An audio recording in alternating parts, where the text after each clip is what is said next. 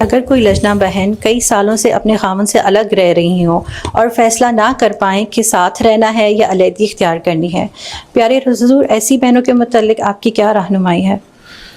ان کو جلدی فیصلہ کر لینا چاہیے. جو اتنے دیر سے علیحدہ رہ رہی ہیں نا، تو خاوند اس کو معلقہ کی طرح چھوڑا ہوا. اللہ تعالیٰ نے ناپسند فرمایا ہے کہ جس طرح تم نے کھونٹی میں کپڑا ٹانگ دیتے ہیں ٹانگ دیا ہے. تو یہ غلط چیز ہے.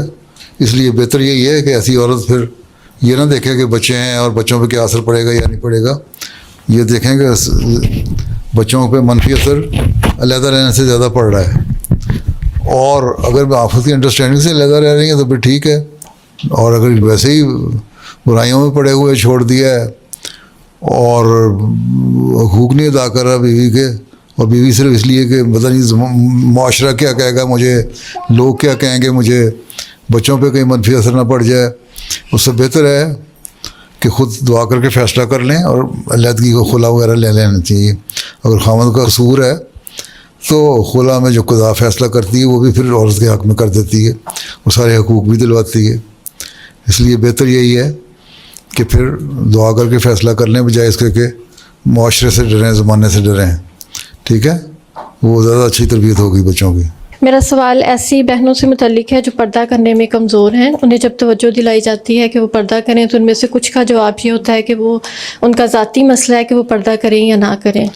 ہاں کہو، بالکل تمہارا ذاتی مسئلہ ہے، ہم تمہیں کچھ نہیں کہتے، لیکن ہم تمہیں یہ کہتے ہیں، قرآن یہ کہتا ہے، قرآن کریم یہ کہتا ہے کہ یہ پردہ کرو، فلاں فلاں رشتہ داروں سے پردہ کرو، اپنے لباس کو درست رکھو.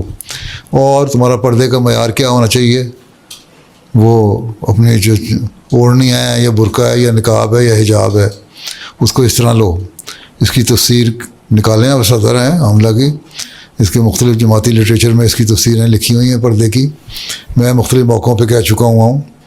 کہو اگر یہ ذاتی تمہارا مسئلہ ہے تو پھر خلیفہ وقت کو بھی نہیں کہنا چاہیے تم لوگوں کو، وہ تو کوئی غیر شرعی بات نہیں کرے گا تمہارے لیے.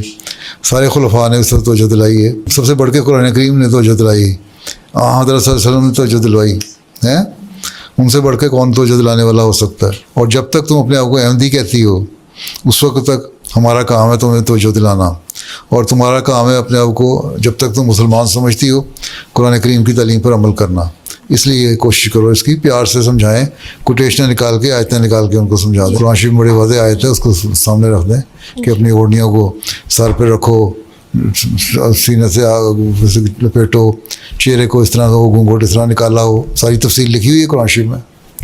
ٹھیک ہے جی جزاک اللہ.